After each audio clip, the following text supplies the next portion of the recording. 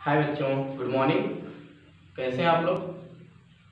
चलिए देखते हैं कक्षा 10 और 12 के फिजिक्स प्रकाश के परावर्तन का नेक्स्ट पार्ट।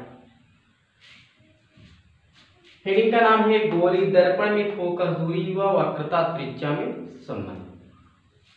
तो प्यारे बच्चों, इसमें सबसे पहला हेडिंग बनाते हैं अवतल दर्पण।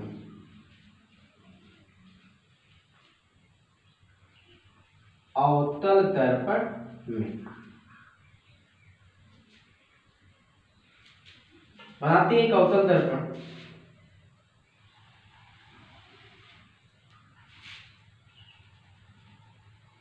M1 M2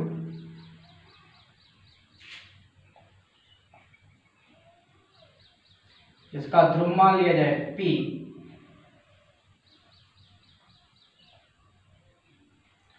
वक्रता केंद्र C और मुख्य फोकस यह।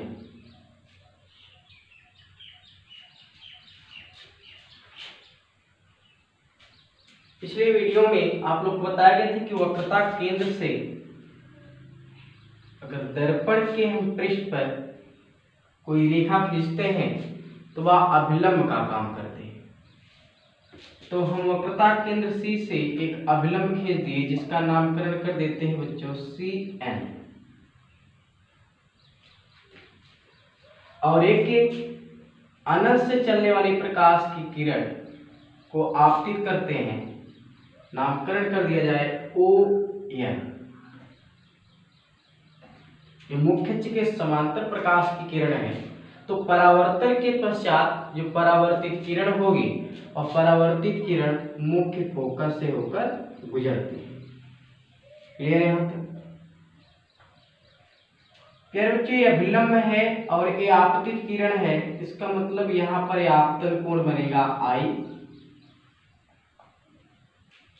और ये परावर्तित किरण है और ये अभिलंब है, तो यहाँ पर जो कोण बनेगा उसका नाम होगा परावर्तन कोण R। क्लियर? रचना के तौर पर बिंदु N से मुख्य अक्ष पर एक अभिलंब खींचते हैं जिसका नामकरण कर देते हैं बच्चों यहाँ A। N A या अभिलंब का काम करता है। क्लियर बच्चों? तो परावर्तन के नियमानुसार आप लोग को पता है, फिर से हम यहाँ पर रचना देखते हैं। माना एक अवतल दर्पण M1 M2 जिसका ध्रुव P, वक्रता केंद्र C, मुख्य फोकस F। दर्पण के वक्रता केंद्र C से दर्पण के परावर्तक पृष्ठ पर एक अभिलंब CN खींचा और एक प्रकाश की आपतित किरण जो मुख्य अक्ष के समांतर है ON चित्रानुसार खींचा गया और परावर्तन के पश्चात परावर्तित किरण मुख्य फोकस से होकर गुजरती है। क्लियर बच्चों? तो परावर्तन के नियम से देखा जाए तो एक आपतित किरण ये अभिलंब, तो ये आपतन कोण होगा I, और ये अभिलंब परावर्तित किरण, तो ये परावर्तन कोण होगा R। क्लियर? अब देखते बच्चों, ये अभिलंब यहाँ पर एक रचना के तौर पे लिया गया कि मुख्य अक्ष पर N से एक अभिलंब N A खींचा। समझ में ना? चलते हैं आगे। तो परावर्तन के नियमानुसार देखा जाए बच्चों, परावर्तन के नियम से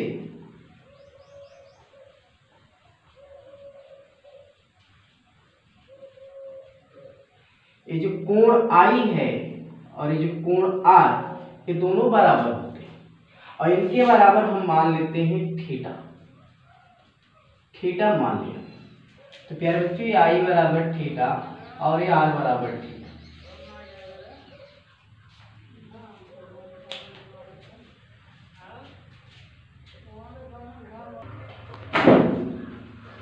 तो प्यारे बच्चों, परावर्तन के नियम से कोण I बराबर कोण R बराबर थीटा मान लिया गया, चित्र में यहाँ पर इंगित किया गया। अब देखते हैं बच्चों, यहाँ पर ये जो कोण होगा NCF, NC A कोण और A कोण एकांतर कोण, अर्थात कोण ONC बराबर कोण NCF बराबर क्या होगा? थीटा। कैसे बच्चों? एकांतर कोण से। क्लियर। तो इसका मतलब ए थीटा है तो ए भी थीटा। अब प्यारे बच्चों इसकी बात करते हैं। त्रिभुज एनसीएफ देखा जाए तो त्रिभुज एनसीएफ में ये जो कोण एनएफ ए है ये बहिष्कोण है।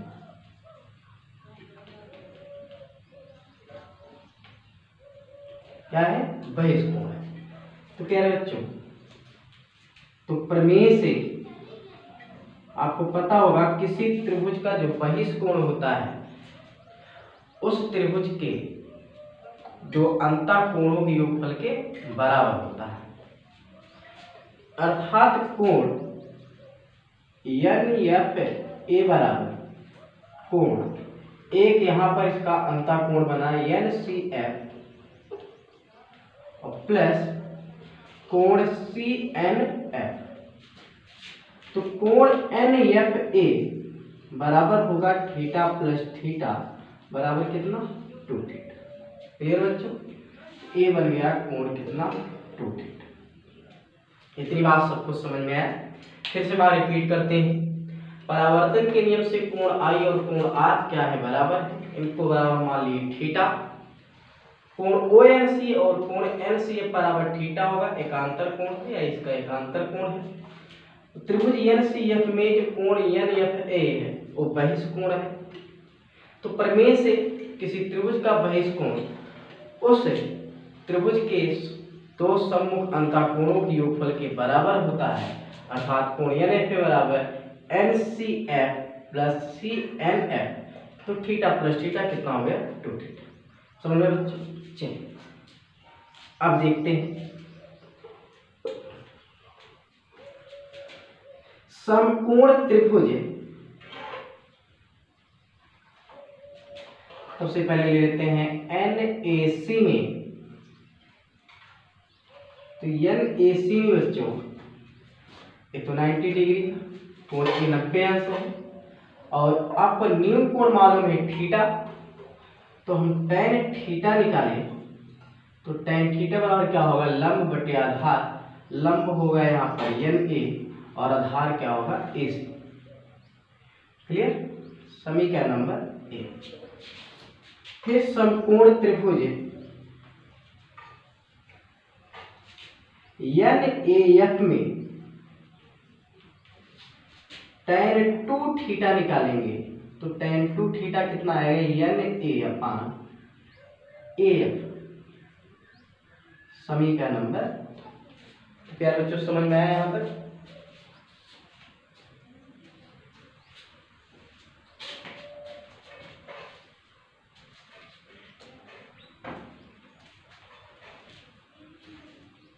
तो चलिए देखते हैं।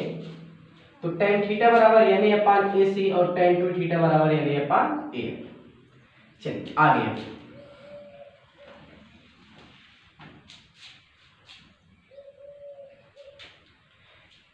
यदि दर्पण का जो द्वारक है बहुत छोटा, कंडीशन लिखना है कि यदि दर्पण का द्वारक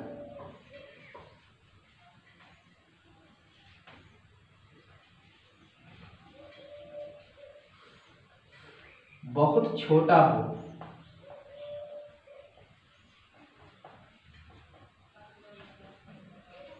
तब ये जो ए है P के अत्यधिक समीप होगा।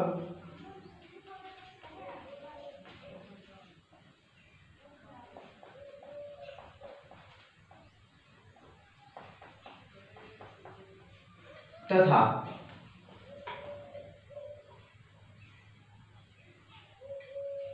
थीटा भी छोटे होंगे।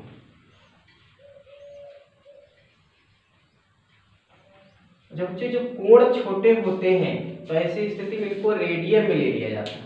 यदि इसी दर्पण का द्वारक बहुत छोटा ले लिया मतलब इतना छोटा, तो ये जो पॉइंट ए है ये अत्यधिक जो है देखा जाए तो पी के समीप होगा। क्लियर? तो ऐसी स्थिति में क्या बनता है देखते हैं।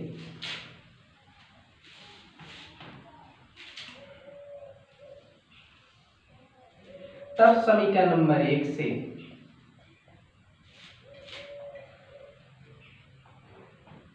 एक मिनट बच्चों, तो जो AC है AC लगभग बराबर होगा PC के, और AF है ये लगभग बराबर होगा PM।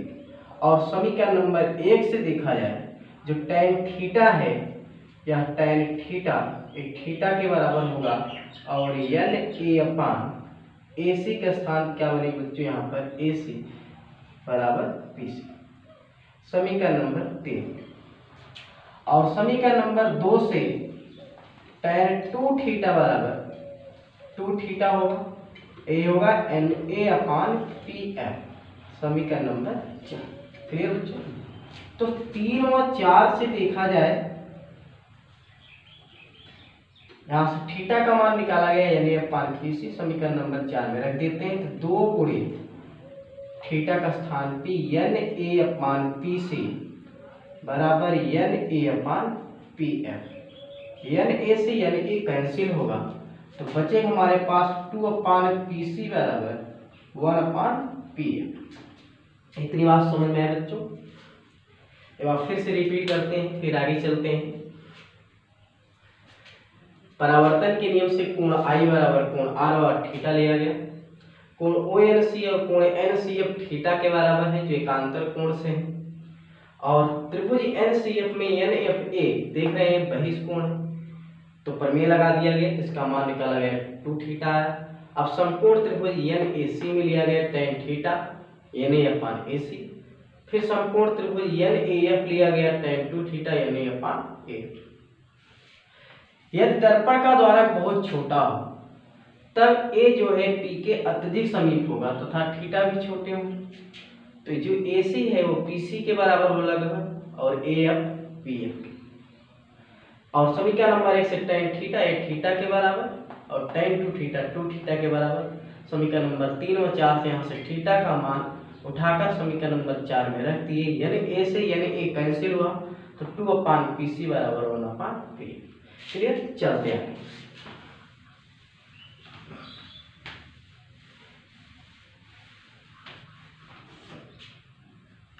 अब बच्चों देखा जाए, इसको मानते हैं समीकरण नंबर 5।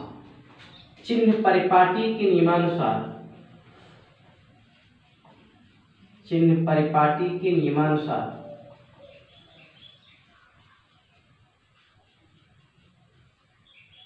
ये जो PC होगा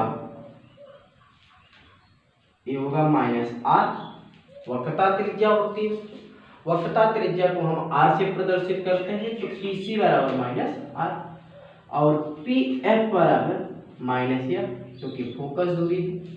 तो समीकरण नंबर 5 से 2 अपान PC का स्थान पे -R, 1 अपान PF, PF का स्थान पे माइनस से माइनस कैंसिल हुआ तो जो 2 अपान R बराबर 1 अपान F, तो यहां से F बराबर आया R अपान 2 या R बराबर 2F। यही F व R में संबंध है, अर्थात फोकस दूरी और वक्रता त्रिज्या में संबंध है। तो प्यारे बच्चों समझ में आए? और खास बात तो ये बच्चों की अवतल दर्पण के लिए है, तो उत्तल दर्पण के लिए कोई अलग से फार्मूला नहीं होगा, यही फार्मूला अप्लाई होता है और यही मिलता है। तो याद रखना, नोट करके, यह सूत्र F बराबर R/2 ही उत्तल दर्पण के लिए लागू होता है।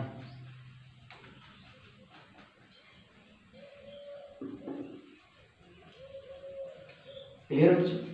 तो ये था गोलीय दर्पण में फोकस दूरी और वक्रता त्रिज्या में संबंध। तो आपसे अगर पूछा जाए तो क्या संबंध होता है, तो बताएंगे F बराबर R/2, अर्थात फोकस दूरी बराबर वक्रता त्रिज्या अपान। ठीक, चलिए कॉपी कर लीजिए, एक दो न्यूमेरिकल क्वेश्चन करते हैं, मिटा दें।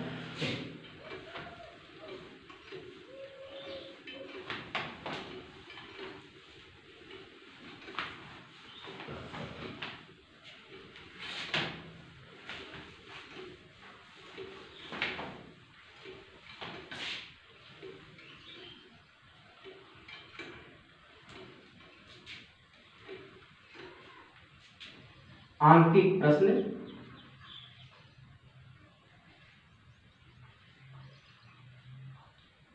के लिए ध्यान देना, अवतल दर्पण में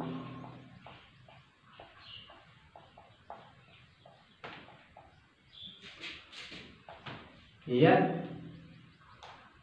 व आर नेगेटिव और उत्तल दर्पण में एफ व आर पॉजिटिव। याद रखना, क्लियर। चलिए हटा देते हैं, कॉपी कर लीजिए। लिखते हैं क्वेश्चन,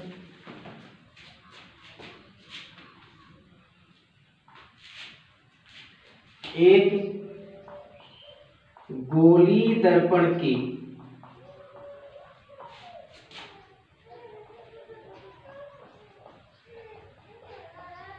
वक्रता त्रिज्या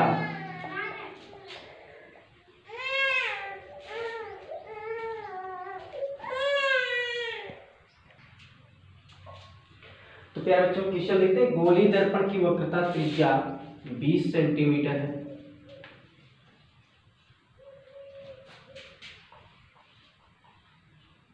तो इस दर्पण की फोकस दूरी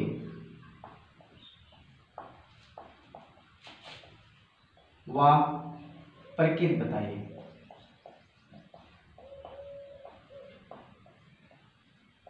क्लियर। भाई दर्पण का तो नाम नहीं दिया गया, गोली दर्पण दिया गया है। चलिए देखते हैं वक्रता त्रिज्या, यहां पर सॉल्यूशन, वक्रता त्रिज्या r, अगर चिन्ह में देखा जाए तो यहां पर 20 सेंटीमीटर दिया गया है, वो भी पॉजिटिव। फोकस दूरी f की वैल्यू पूछा गया है और प्रकृति भी पूछा गया है। ठीक, फार्मूला क्या होता है बच्चों, यह बराबर r/2 से, तो यह बराबर r के स्थान पर रखेंगे +20/2, कैंसिल आउट, तो यह बराबर कितना आया +10 सेंटीमीटर। तो जो वक्रता त्रिज्या यहाँ पर धनात्मक है तो फोकस दूरी ही क्या होगा, धनात्मक होगा, और दर्पण कैसा होगा, सीधी सी बात, उत्तल दर्पण। क्लियर। ए कॉपी कर लीजिए। नेक्स्ट क्वेश्चन, चलिए -40 सेंटीमीटर दिया है, फोकस दूरी व प्रकृति पूछा है बच्चों। तो क्या करेंगे, यहाँ पर r के स्थान पे -40, तो f के स्थान का मान निकालना है, तो ये -40 आएगा -20, ऋणात्मक में है तो कैसा दर्पण होगा बच्चों, और क्लियर। तो बहुत आसान क्वेश्चन आते हैं इस पर कि वक्रता त्रिज्या दिया रहेगा, फोकस दूरी पूछ लेगा, फोकस दूरी दिया रहेगा तो वक्रता त्रिज्या पूछ लेगा। तो प्यारे बच्चों आप लोग लगाइएगा इस पर आधारित न्यूमेरिकल क्वेश्चन। कल हम लोग पढ़ेंगे दर्पण समीकरण नेक्स्ट वीडियो में।